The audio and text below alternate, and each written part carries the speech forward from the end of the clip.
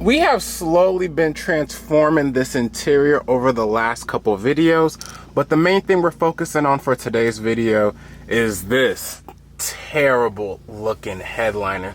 We're going to be reupholstering it with the Alcantara headliner. Hopefully that should look much better, and getting rid of these tan side pillars to finally complete our interior transformation. But I think the headliner was one of the worst parts, and one of the things I kind of waited to do last because I just honestly didn't want to do it. It just seems like it's going to be a pain. I haven't really done something like this before, but yeah, let's go ahead and jump into it. These headliners, they don't typically last long, especially if you're like me and you drive with your windows down all the time. Now, when it comes to the removal of the headliner, we're going to first start with the sun visor. We have two T20 screws you need to remove. This one right here, and then you want to actually turn the sub visor to the left, and you can get access to the second one to go ahead and unscrew. Once both screws are removed, you can go ahead and snake this out, and you have a wire you simply pull apart to detach. With that wire and those two T50s taken off, the last thing you have to remove is the actual hook for the sun visor.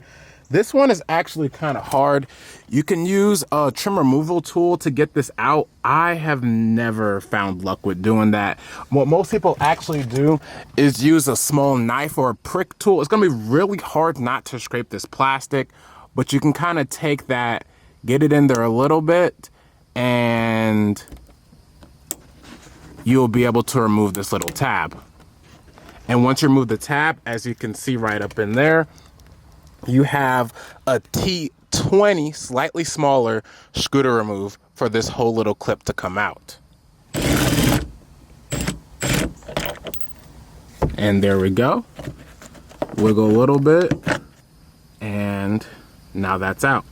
And you want to go ahead and do the same for the other sun visor as well. It's pretty much the same exact step. Last but not least, with the sun visor, we also have this light. Simply comes out, and you can just pull this wire out. Now for these oh shit handles, you want to go ahead and pull these two tabs down. That one's already kind of loose, but these pull down, exposing two T25s. Once those two come out, you can take the handle out. And you want to go ahead and do the same for the other three as well. Next, we're going to look at the A pillar here. We're going to take a plastic trim removal tool and get this little cap off that says airbag on the side. With that cap removed, it exposes a T20 screw, and we need to go ahead and remove that as well. With that T20 removed, we can go ahead and pull up on this trim. Careful not to break any clips. Up and out. There we go. Now next, to remove this, next to remove these center controls right here, we're gonna actually pull the headliner down a little bit. You can kind of use the mirror to see what you're doing. There are these little metal squeeze tabs right there. You can kind of see them, and you're gonna take your hand and put them in there and actually push on those. And this is really hard to film and do at the same time, but you just squeeze them. And again, you can use the mirror to help you see them. You kind of see my finger right there. It's kind of squeezing on it right there. You want to squeeze those. I think it's about 3 of them. And once you squeeze those, you push down. You can kind of hear it. Sounds like that. And you want to squeeze all 3 of those down, and this trim should pop out. Sorry about that. I meant 2 instead of 3, but as you can see, they just squeeze right here. It allows you to pull them down. Again, use the mirror, will help you out a lot. And then we just simply have some wires that just pull out with clips in the back. I believe it's only 5. Next, we're gonna remove this B pillar here. Now, some people may tell you to do this a little bit of a different way, and it's probably the proper way and makes you way less likely to break clips, which involves removing all the bottom trim and this rubber that goes around this trim right here, and removing all these at the bottom. If you wanna see how to do that, simply watch my full interior video that I did where I installed this red interior. It'll show you how to do that. But instead, we're gonna kind of skip a couple steps basically. So basically what this trim has to do, because we are going to paint this black, it has to come up to get out of this black trim, but it has to come down to get out of the headliner. So that's what makes this a little bit tricky if you're trying to skip all that steps. Now what I recommend is actually taking a trim removal tool or your fingers here and pulling this back. Once you pull this back, you'll feel this break loose and 2 clips are removed. And like I said again, There are much safer ways to do this where you're less likely to break clips, but this is much more faster. So if you want to do this the safer way, watch my full interior video. I have it linked in the description. But once those two are removed, you're then going to have to pull this part up while pulling the black piece down. So kind of like this. Again, you can see how much force I'm putting on this. This is not the best way to do it, but I did it to the other side, didn't break anything.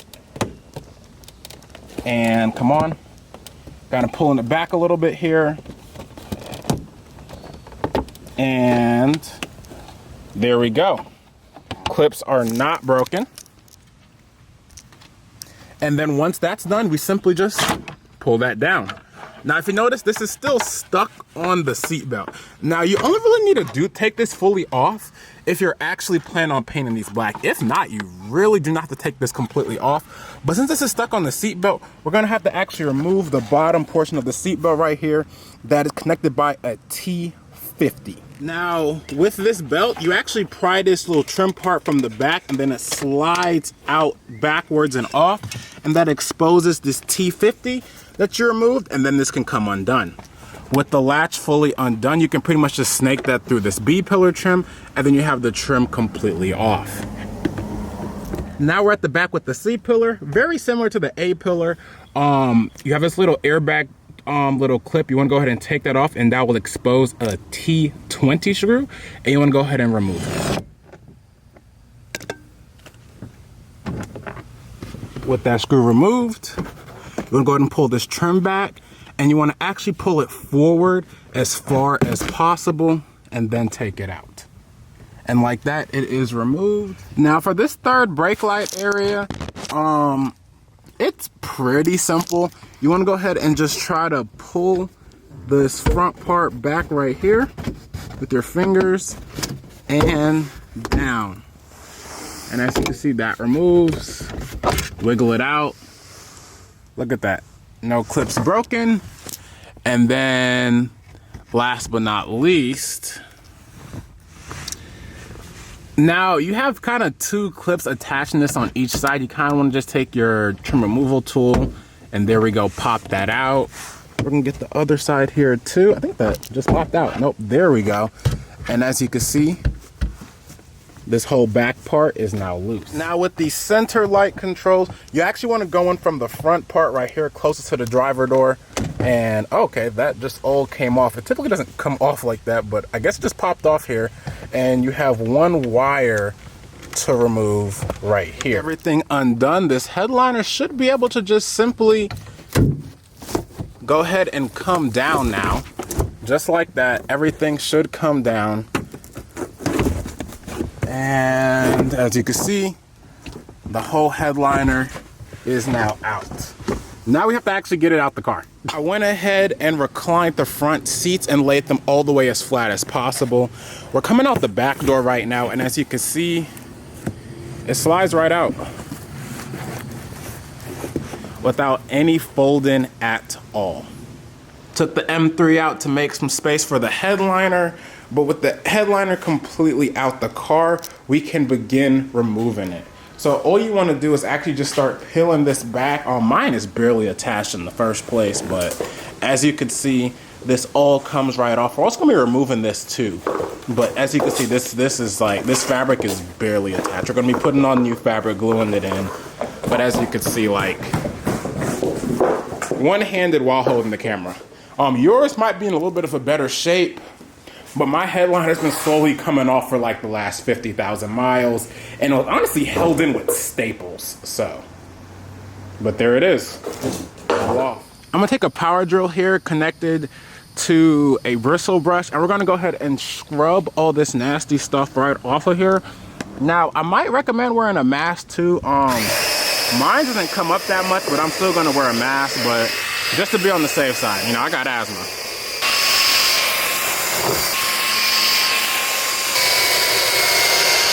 Okay, I don't know why I was using the DeWalt. When I forgot, I had my Milwaukee with an adapter and turned down the ISO a little bit.